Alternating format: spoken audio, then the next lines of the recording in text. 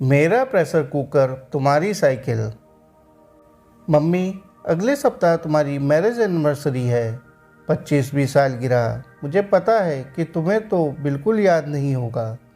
घर के खर्चे के साथ अलग से पैसे भेज रही हूँ। अपने पसंद की प्यारी सी साड़ी ले लेना। वो पुराने चप्पल कब तक पहनोगी?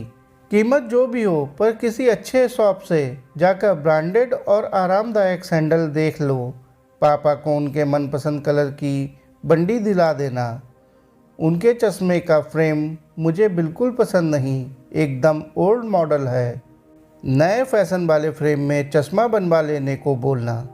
सुबह सुबह मधुरा बिटिया का व्हाट्सएप मैसेज देख सुलोचना देवी के चेहरे पर भावपूर्ण मुस्कान आ गई थी। गार्ड की नौकरी करने वाले पति मनोहर की छोटी सी तनख्वाह के बावजूद सुलोचना देवी ने इकलौती बेटी मधुरा की पढ़ाई लिखाई में कभी कोई कमी नहीं होने दी थी। अब मधुरा शहर में पढ़ाई के साथ साथ कोचिंग क्लास में पढ़ाने का काम भी कर रही थी। सुलोचना देवी गार्ड के रूप में पति मनोहर को रात दिन लोगों को सलाम करते देखती थी। छोटी छोटी बात पर साहब मेम साहब की डांट फटकार खाते देखती थी। सब देखकर कभी कभी उसकी आंखें भर आती थीं। तब नन्ही मधुरा माँ को धैर्य बंधाती थी कि वो विश्वास दिलाती थी कि एक दिन सब बदल जाएगा। अब सब कुछ बदलने लगा था। मधुरा ने पिता को गार्ड की नौकरी करने से मना कर दिया था। मधुरा की मेहनत और पढ़ाने के उसके अंदाज की वजह से उसे कोचिंग सेंटर वाले अच्छे पैसे देने लगे थे। अब छोटे मोटे खर्चे के लिए सुलोचना देवी को 100 बार सोचने की ज़रूरत नहीं रह गई थी।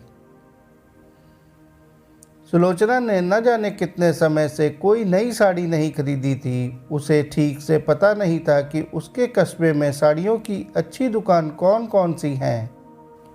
इसलिए उसने पड़ोस में स्टिचिंग का काम करने वाली मालती को तैयार कर लिया था साथ चलकर साड़ी दिलवाने के लिए। उधर मधुरा के पिता मनोहर भी अपने दोस्त प्रताप को लेकर बाजार जाने वाले थे बंडी लेने के लिए। सुलोचना घर लौटी तो सामने टेबल पर एक बड़ा सा लेटेस्ट मॉडल वाला ब्रांडेड न्यू प्रेशर कुकर रखा था। अरे ये कुकर कहाँ से आया मधुरा के पापा? सुलोचना आश्चर्य भरी निगाहों से प्यारे से कलरफुल कुकर को देख रही थी। सुल्लू, तुम दिन भर उस पुराने खटारा कुकर के साथ कुश्ती लड़ती रहती हो। आधे घंटे के काम में 2 घंटे लग जाते हैं, तो मैं इसलिए इस बार बंडी के पैसे से ये कुकर ले लिया है मैंने। पति मनोहर ने कुकर हाथ में उठाकर सुलोचना को दोनों हाथों में पकड़ाते हुए कहा, अरे तुमने कैसी साड़ी ली है, दिखाओ जरा।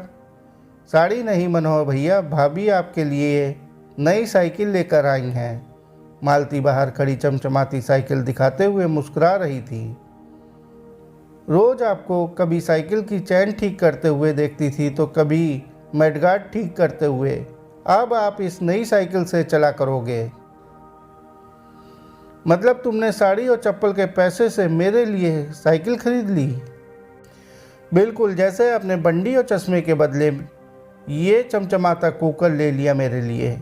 दोनों खिलखिलाकर हंस पड़े कि तभी मधुरा का व्हाट्सएप पर वीडियो कॉल देख दोनों सहम गए थे।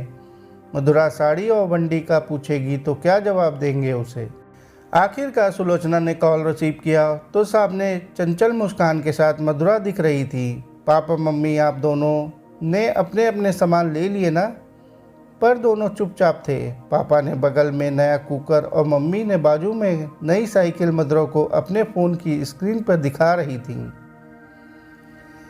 मम्मी पापा के स्वभाव से परिचित मधुरा को सारा नज़ारा समझ आ चुका था। आप दोनों के प्रेम में कितना त्याग और स्नेह है। मम्मी पापा, मैं कितनी खुशनसीब हूँ कि आप जैसे संस्कार देने वाले पेरेंट्स की संतान हूँ। इसलिए परवरिश और परिवेश ने मुझे दुनिया में मजबूती और निर्भयता के साथ खड़ा होना सिखाया है। लव यू मम्मा, लव यू पापा। जिस तरह से आप दोनों ने सालगिरह को सेलिब्रेट किया है वो अपने आप में कितना अनूठा है। भीगी पलकों से मधुरा अपने माता पिता को देख मुस्कुराए जा रही थी। तभी मनोहर ने थैले से ताजे रजनीगंधा से बना गजरा निकालकर सुलोचना के बालों में लगा दिया तो सुलोचना शर्माते हुए आहिस्ता से हैप्पी एनिवर्सरी बोलकर पति के सीने से लग गई थी। दोस्तों, कहानी को अंत तक सुनने के लिए आपका बहुत बहुत शुक्रिया। कहानी अच्छी लगी हो तो कहानी को लाइक और चैनल को सब्सक्राइब कर लीजिए।